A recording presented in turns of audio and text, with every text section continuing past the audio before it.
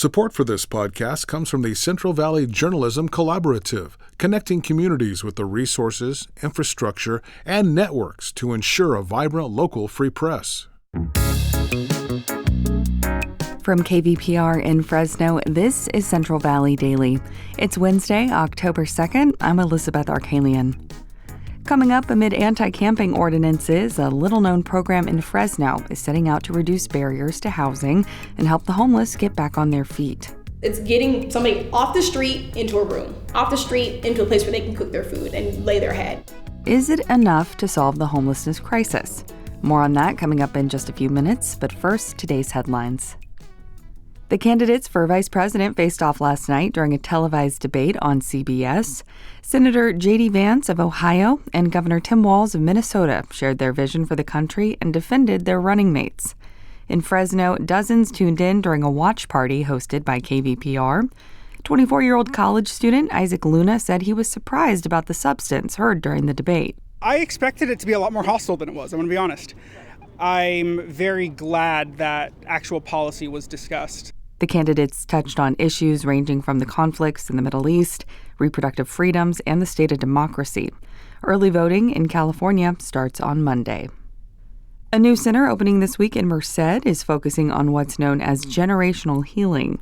KVPR's Rachel Livenall reports on this approach and who will benefit. The Healing Generation Center is the first of its kind. It was created by the nonprofit Youth Leadership Institute and Merced County's Behavioral Health Recovery Services Office.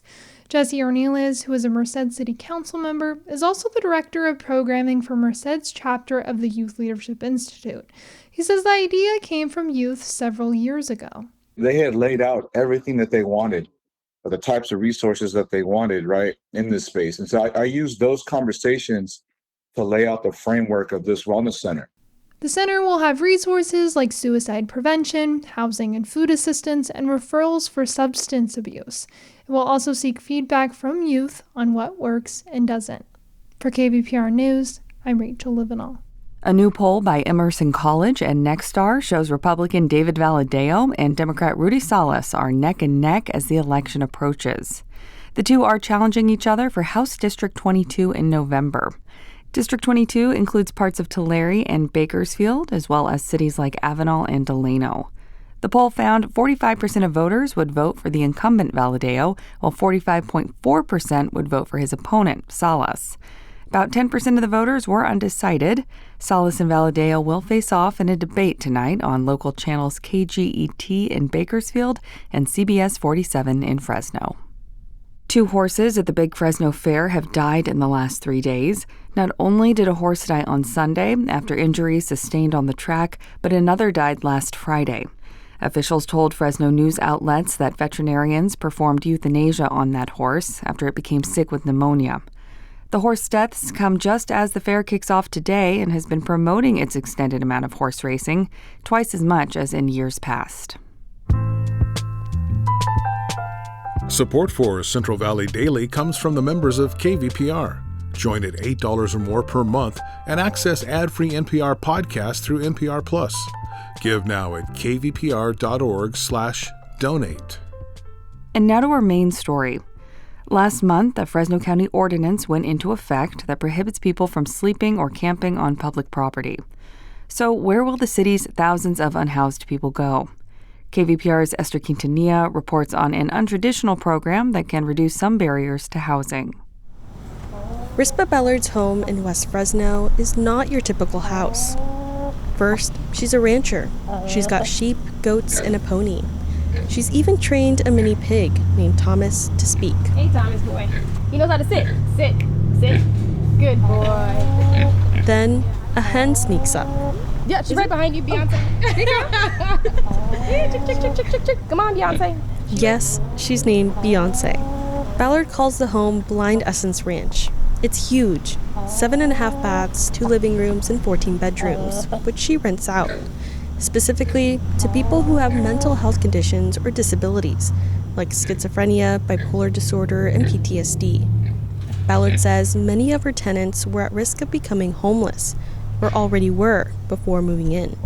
She hopes to help the unhoused get back on their feet. They need to be rehabilitated back into society. They need to go to programs. They need to go to the movies. They need to get their hair cut.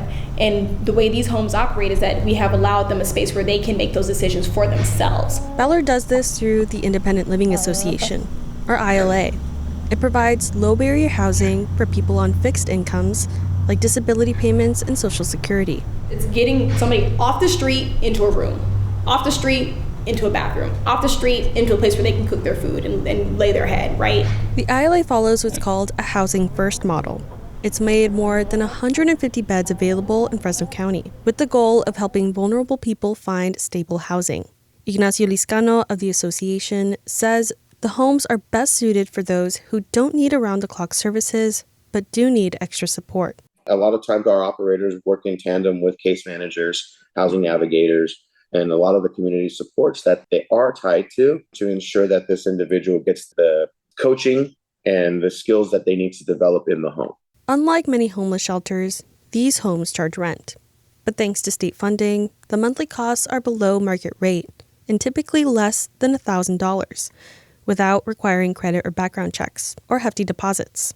So could these homes become a widespread solution for the unhoused? The county wanted to find out, and that's why they brought in the program in 2018. Deputy County Administrative Officer Amina Flores-Becker says, although the program has improved conditions in shared homes since then, she doesn't see it as the only solution to homelessness.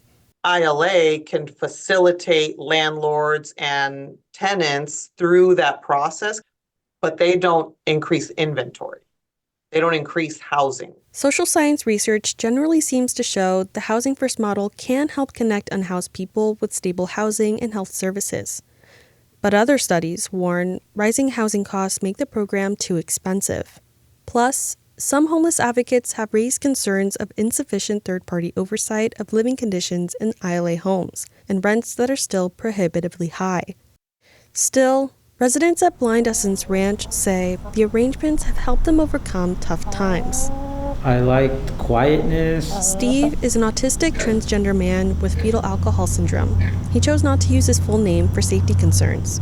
Steve was at risk of becoming homeless 2 years ago when he didn't receive the resources he needed. For a time, he lived in hotels. Now at the ranch, his favorite thing to do is to watch Thomas the pig graze.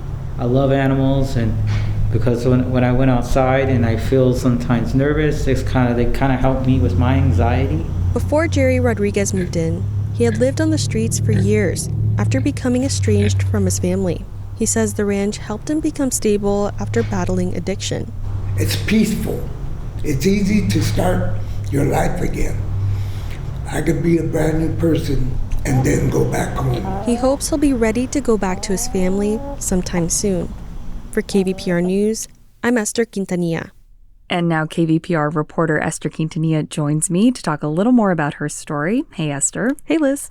So let's start with some background. Why are lodgings and services for the unhoused such a big conversation in Fresno right now? Yeah, so as you may remember, the Supreme Court decision from a few months ago now allows governments to enforce camping bans in cities and local governments all across the U.S. So Fresno County and Fresno City jumped in on that as soon as the decision was announced and now have enacted their own ordinances that ban people from sitting, sleeping, camping on public property. And it's become a really big conversation as, there's been a lot of talk about limited shelter space, limited resources for the unhoused. And that's left a lot of homeless people wondering where they can go to access different resources and, what options are available for them. You've been looking into some untraditional programs that provide housing that many people might not know about. So tell us about this Independent Living Association. Yeah, I was really interested to learn about the Independent Living Association. It started in San Diego in 2012 with funds from the State Mental Health Services Act. And over the years, it expanded into Alameda County, Santa Clara County, and Fresno. I believe it landed in Fresno in 2018. Basically, it's based on a housing first model. It provides low-barrier housing with no background checks or credit checks or hefty deposits. And there's also not a requirement for people entering the homes to be sober or be enacted in any other rehab or therapies and such. Really, the only requirement for them is that they're able to pay rent. So it's best suited for people who are on fixed incomes, who have some income coming in from disability payments or Social Security, and just need a little bit support getting back on their feet.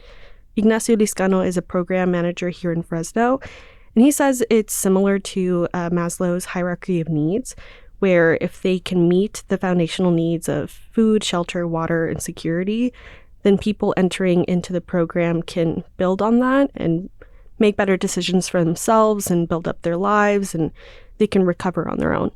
So tell us about Rispa Bellard. Yeah, Rispa is a really interesting character. I met her at a community meeting a couple months ago, right after the announcement of the encampments was made. She is a Black rancher, and she calls herself one of the few, possibly the only, Black female rancher in the state. Her father is a Fresno State alum where he studied agriculture, and she herself grew up in a small agricultural town in Northern California. She moved back to Fresno after graduating from Cornell, and she holds a master's in international human rights with a concentration in human trafficking and forced labor. She also has a background working with foster care kids and is a substitute teacher at Fresno Unified. How many other people in the region are like Bellard and have these ILA homes to offer? Yeah, so the ILA operates 20 homes in Fresno County with about a dozen operators. Some of the operators have multiple homes in the program. Rispa herself has another house that she rents out. So there's limited, I think it's about 150 beds total, and just about all of them are taken. So how do people find housing like Bellard offers? Is this considered a widespread option for people experiencing homelessness, or is it kind of like you got to be lucky to stumble upon something like this? That's a good question. From what Rispa and the ILA told me is that, a lot of the people who land inside the program are offered this service through Fresno County or through other resources like Poverello House or Fresno Impact. So they'll kind of be matched almost college room style with different roommates or housemates and kind of see which house works best for them, if they can make the rent, if they can make whatever deposit is available, if they'll, be suited for this kind of environment. It kind of works on that system. KVPR's Esther Quintanilla. Thanks for joining me. Yeah, thanks, Liz. And that's today's show. Today's episode was produced by Jonathan Linden and KVPR with support from the Central Valley Journalism Collaborative. I'm Elizabeth Arkalian.